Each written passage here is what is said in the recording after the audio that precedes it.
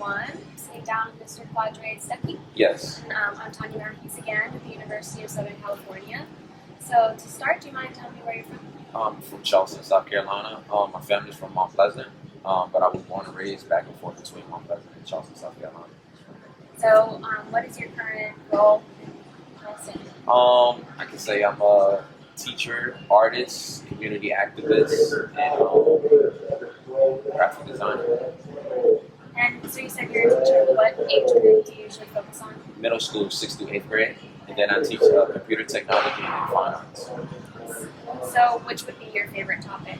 I would probably say art because art reflects life, life reflects art, and art is everything. But I would say computer. It has this art input in it too because I teach like the graphics in computer. So I would say the art part. Do you have a favorite medium or a favorite technique? I would say pointillism is one of my favorite techniques from the Impressionism period, and then my favorite medium is acrylic on canvas. How long have you been a painter and an artist? Professionally, I'd say like going on 10 years now, but I've been doing art my whole life since like kindergarten, from like I remember. So I can say art is like one of my God-given talents. I didn't really have to try hard with it. It was just something a gift that I always had. What first introduced you to it, or do you have the first memory of? I would say like in kindergarten, like they kind of give you like crayons and paper, just and have music playing. That kind of like as far back I remember, it was like in kindergarten doing that. Also, influence was cartoons. I used to watch like Dragon Ball Z, Pokemon and stuff, and I used to draw the cartoon characters on TV. So that kind of like inspired me to continue to pursue like art. So now, what do you usually focus on, or what inspires you most? I would say my culture, GullahGeecheee, just preserving it through art because a lot of the paintings and the scenery that I do, you can't really physically see it with your eye now due to like gentrification, a lot of construction, just natural causes and stuff like that. So that's like my main focus right now, just like preserving the culture, maintaining it, and continue to push it forward to thrive and making it aware to other people because a lot of people don't know about it. A lot of people want to know about it. And some people feel like, it's just one island due to a show off of Nickelodeon back then they called Gullah Island. People thought it was just like one island, but it's not. It's multiple islands. So that's kind of like my main focus is like preserving the culture, pushing it forward, and making people aware of it. So in terms of awareness, what's kind of the number one challenge that you have trying to make people aware and make them know that it's still a living culture? I would probably say communication. Because a lot of times you don't get it out or it doesn't come across to everybody because there's boundaries and you have to be able to connect with other people's interests also. And then if you can't connect with them on certain levels to have them aware of it, it just won't connect across. So changing a little bit towards the community aspect, how would you personally define community? What does that mean for you? Community, I would say people, I would say, unity, I would say love, I would say hope, like living your lifestyle. Kind of like, for example, like we did Gullah Juneteenth. I would say like that day was a community because we had people that lived there locally. We had people from out of state and from out of town that came together as a community, as a whole, to share in a culture, a religion, a food source, a way of living. And people that were, strangers to it that didn't know about it, they were introduced to it. So, yeah, that's what I would kind of define as community. So, would you say that hospitality is how would you define that term, hospitality? Hospitality, I would say, is kind of like, showing like, hospitality is more like showing like you're nice, you're humble, being caring and open to other people, showing them your world and introducing them to it. And then having them feel comfortable with stepping into your world and experiencing it for themselves and allowing them to be able to have like maybe their ideas to say about certain things and you be able to enlighten them about certain things if they have questions and stuff like that. That's a great definition. Thank you for sharing. Oh, yeah. Would you say that Southern hospitality is any different than that definition, or? Southern hospitality is kind of like the same thing. When I think Southern hospitality, I think like Southern charm, like manners, politeness, good food, good energy, positive energy, treating people as you would like to treat yourself, treat others how you would like to be treated. And then, just always keeping an open heart, open mind, open arms, being accepting regardless of like race, color, background, gender, or religious beliefs. Sure. Do you think that there are other perceptions of that term? I think so. It just kind of depends on how you were brought up or raised, because everybody has like their own perspective or perception of how they view things. So, like I said, first thing we said Southern hospitality, I thought of like, Southern charm. You heard the name like Southern Belle for like a female that grew up in the South. So it's like those stereotypes or opinions that automatically come to mind. But I feel like, everybody has their own version of it. That was just like my version of how I viewed it, or what first came to mind from my experiences growing up and what I've learned. So, in terms of the tourism development, do you think that Southern hospitality identity is being marketed to bring in people to visit? Definitely, because Charleston is considered the #1 tourist place in the country, and they definitely are doing that to market it, to bring tourists in, to bring revenue, and bring money. Because nowadays everything is about basically capitalism, especially in America. So it's all about who can make the most money, who can own the most property, real estate, land, who can run the biggest corporations and have everybody else work for them. Pretty much monopoly, like board game. So I would say, that hospitality aspect, coming to Charleston, will treat you with the best hospitality, the Southern charm. Yeah, definitely. That's one of the biggest things with tourism. So, do you think that tourism is an issue currently? Is it more of I think it's half and half, depending on what the circumstances of the situation. Because with tourism, it brings in money. So let's say you have a business. For example, I used to be on the Charleston City Market and selling my paintings and artwork. The majority of the people that bought a lot of my paintings were tourists and people from out of town. So with that aspect, business-wise, when it came to like buying and selling like my books and paintings, that was a positive for it. I would say the negative part probably would maybe be, people that talk about like the culture that is not from the culture, giving like false, pretenses or false stories and making up things. Or let's say like, with tourism, that allows people that once they visit, they might want to stay to live. So that causes more like gentrification over like people that's been there on the land and taking that away from them. So it's like a double-edged sword, just kind of depending on how you view it. So do you have any memories of some of the biggest changes that you've seen in the area? Or? Definitely. I said like downtown Charleston was totally different 10 to 15 years ago. Back in the day, there was really, not any white people, Europeans downtown at all. It was just straight, African American community or blacks, however you want to classify it, downtown. And a lot of people were scared to go downtown because the crime was so bad.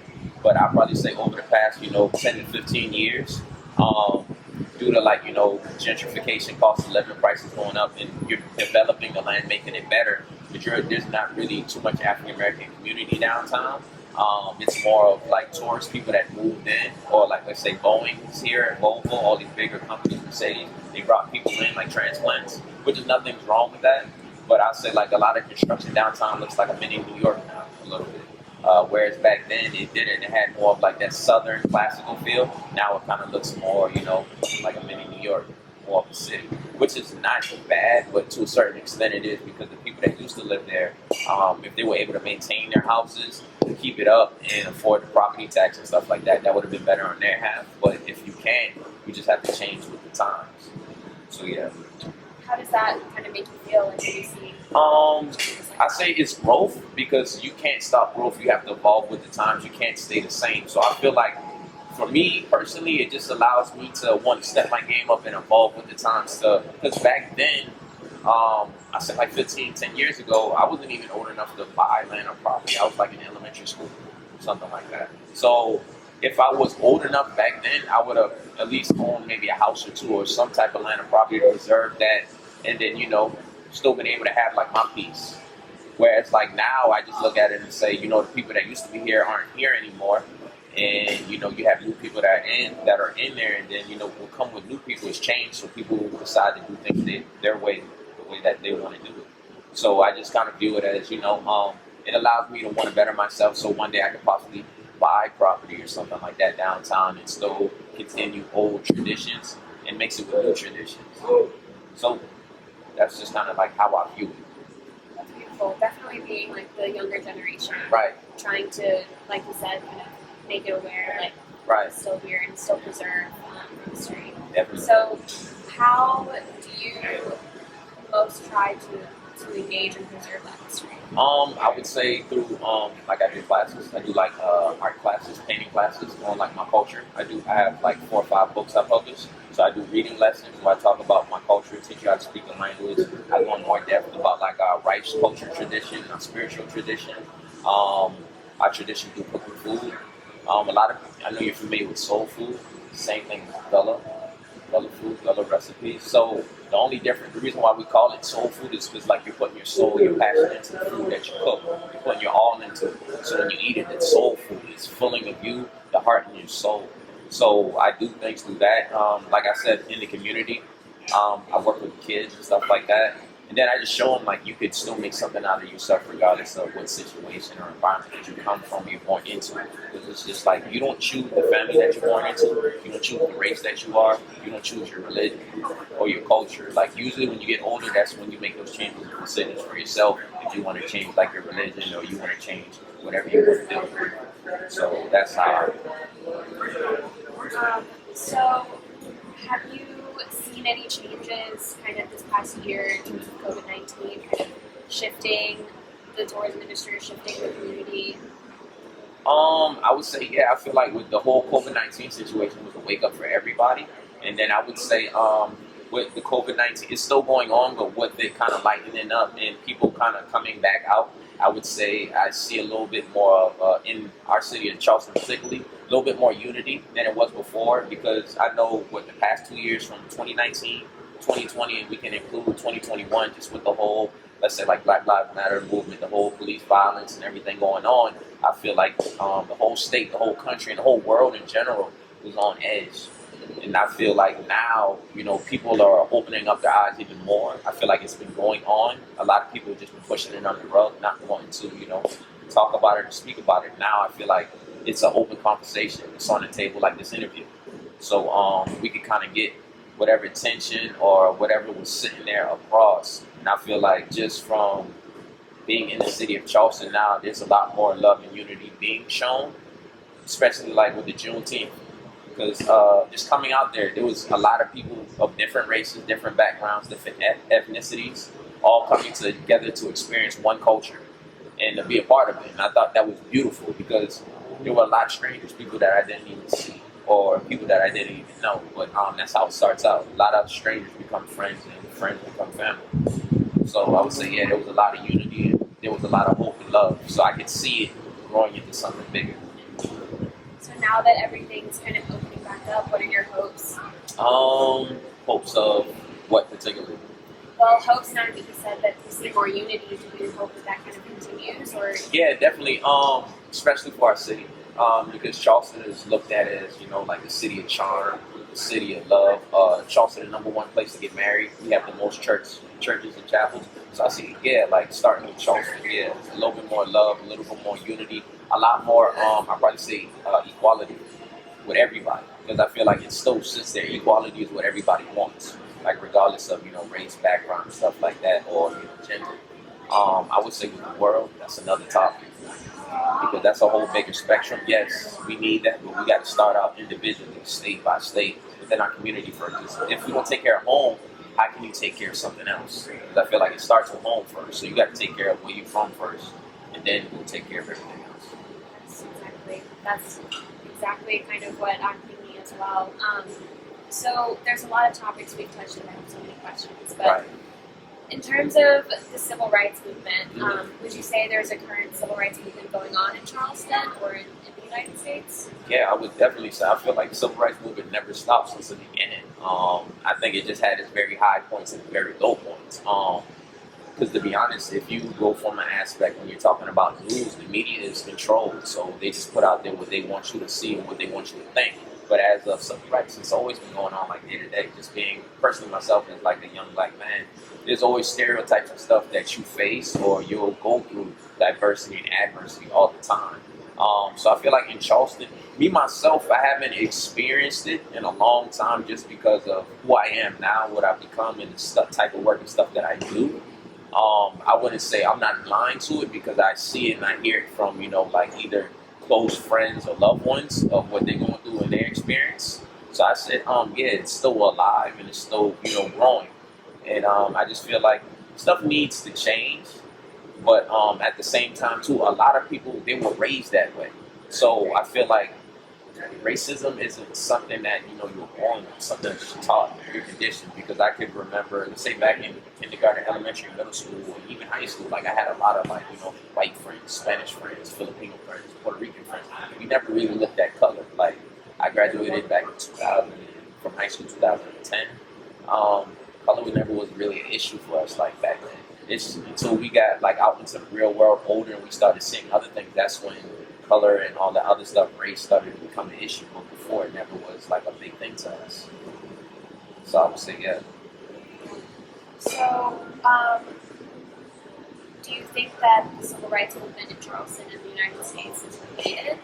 I feel like it is. I feel like a lot of people were looking at us. Let's say, the perfect example, when we had the Manual 9 shooting, everybody was looking for us to riot. Like all the other places were rioting when they had shootings, beatings, and killings. But we chose not to riot. So everybody looked at us saying, okay, well, how could we not want to riot or burn down the city where Dylan Roof came in the church and killed 9 people? Trust me, I was in pain. A lot of people was in pain. Their family members, close loved ones. People wanted to, but instead we just showed that, like how you said, that southern charm, that compassion, saying, okay, I forgive you, I love you, I forgive you. So I could say all eyes are still on our city, and some people use our city as a blueprint of how they want their city or their state possibly to act or react in a positive way. But I feel like also too, it's just kind of like the old saying, like if you keep on kicking a dog, eventually it's going to bite you. Not saying that, we're dogs or Charleston, the city itself, or the state of South Carolina is a dog, but it's just like pressure, bust pipes. You're cooking rice, it's boiling, it's officially going to boil over at one point in time. But I just say, we're well connected in civil rights. I just say that a lot of the things that happened, it started in South Carolina. For example, let's say Memorial Day holiday that started here in South Carolina, in Charleston specifically. Same thing with slavery, pretty much. It started here, South Carolina, Virginia. A lot of people don't know that. So we're very historical. So I say, yeah, we're very deeply rooted to it. I just feel like us here in South Carolina with civil rights, we can kind of take it up a notch and we can have a lot more equality and be pushing a lot harder than we're pushing. Because I feel like we try to, enable a lot of stuff where we shouldn't. I feel like we try to, cover it up and make it seem like, oh, okay, that's fine, everything's good. But it's still not. Because I feel like if I give you an example. It's kind of like if you get cut or stabbed, you have an open wound. You don't treat the wound, you just keep on cutting it open after the scab heals on it. It's never going to fully heal. So I feel like with us in the civil rights movement, let's get our word out there or take it up to another level, keep it respectable, but let our voices be heard. Let there really be change. Because I say, for example, you were here at John C. Calhoun statue. You were here in Charleston, right?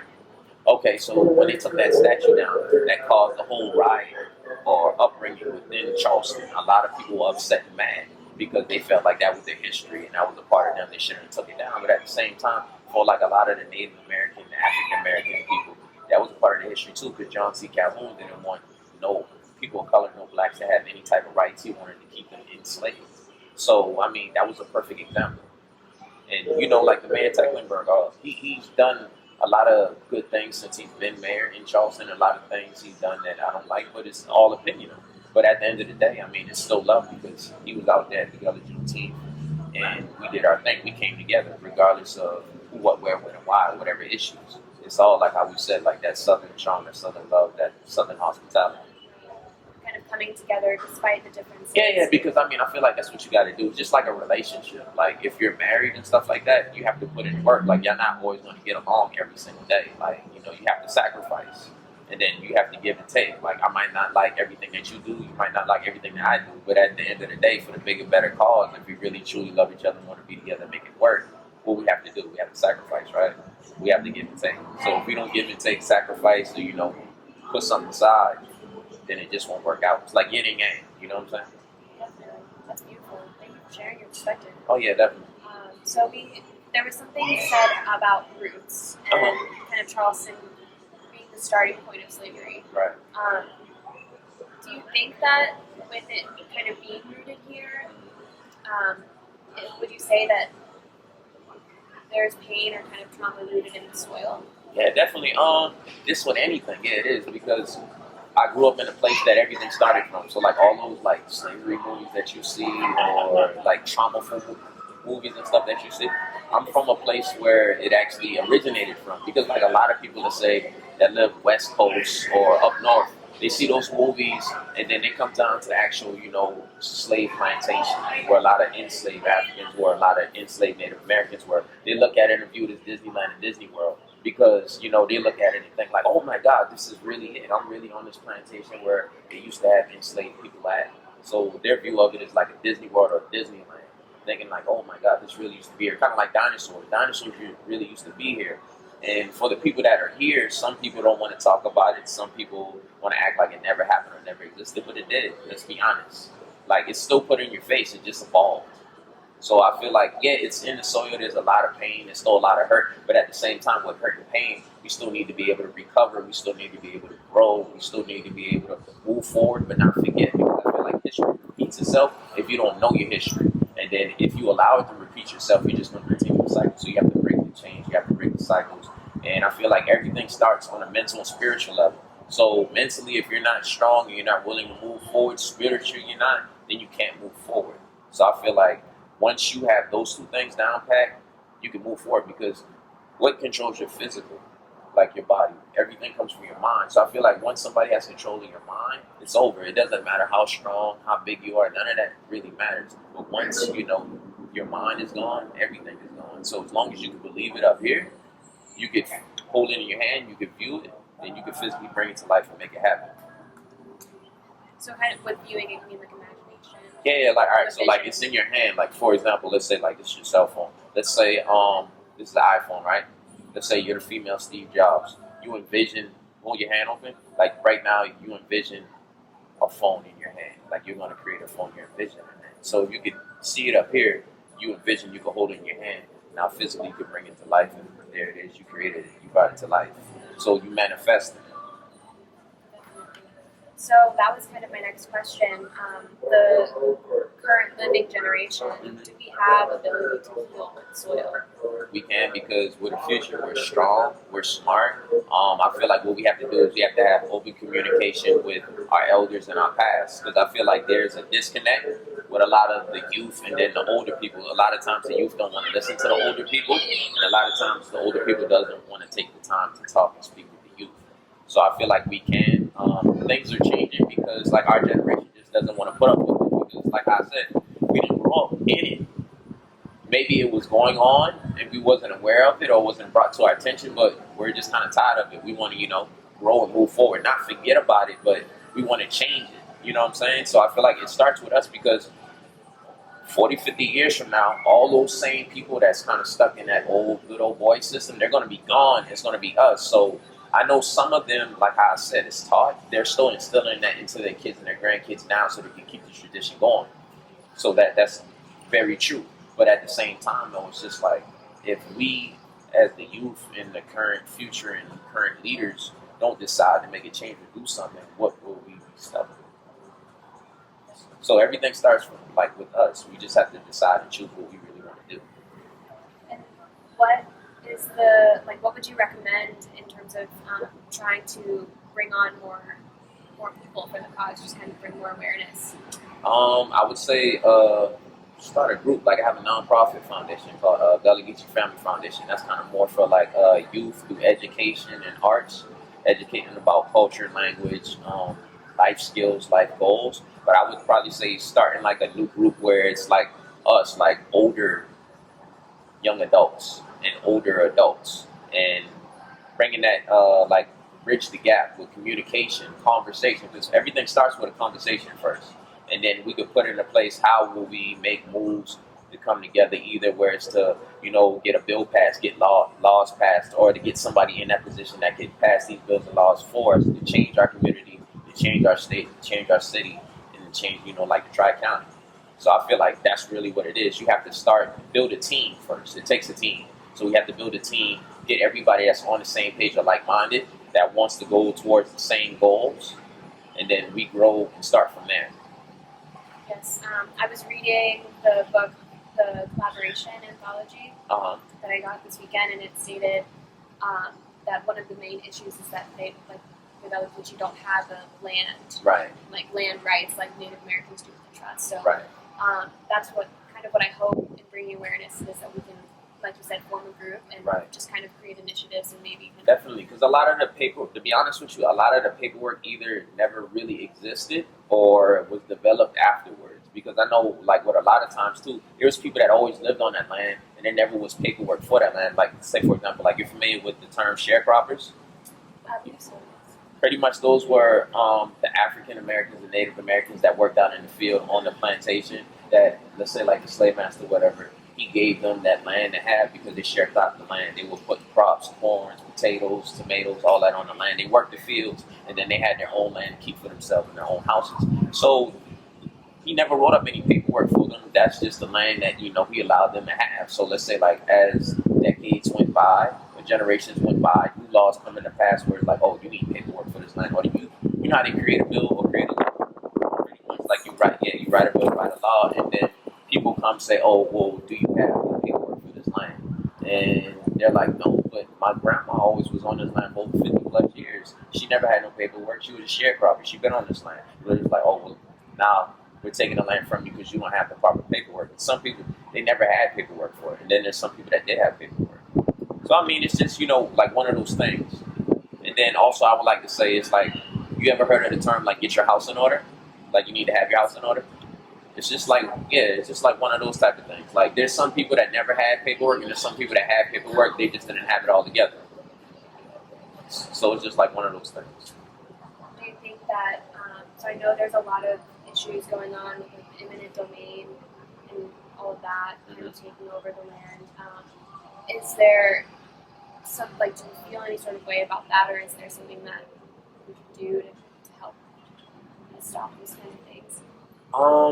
I feel like when you say eminent domain, you mean like people coming specifically and just taking certain parts and putting like resorts, golf courses, and hotels on it? So what I understand about eminent domain is like a government order that they're taking the land for use. So right now I know there's a lot of issues with some areas where they're putting in like a 7-lane highway. Oh, expand. Okay, let's say for example, like what happened at my grandma's house in 6 Mile. They did the same thing. Like they were expanding like the roads.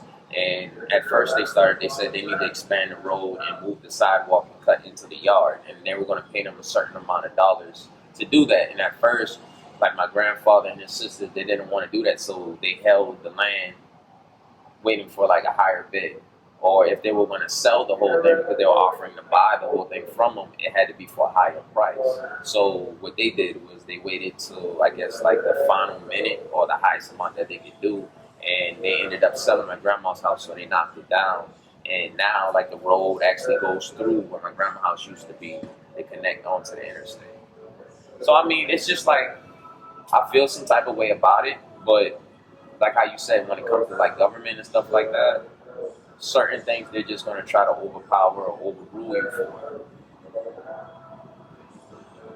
So, in terms of like your relationship to the land and the soil, like how would you describe how you feel when you're in this environment? So I pretty much I would say it's nature. I would say it's beautiful. I like to walk bare feet sometimes on the grass just so I can feel the energy because your body is nature. It connects to it. So if the rays from the sun is vitamin D. I would say depending on what area I'm at. So let's say if I'm like downtown, I'm at the beach well, let me do it specifically. Let's say if I'm at the beach, for example, I'm very connected to the water. I love the water. It's because a lot of my ancestors came from across the water, and then a lot of my ancestors were already here, and they grew up by the water, like fishing, shrimp, and crabbing. So I have like that heritage with like seafood and stuff like that. So I would say it's more of a spiritual connection. And then I would say it's a physical connection because I can feel the vibrations of my body. Like when I walk on the sand, it's kind of like you can hear I wouldn't say voices, but you can hear like ancestors talking to you. You can feel like the energy flowing within you. That's just like from a beat.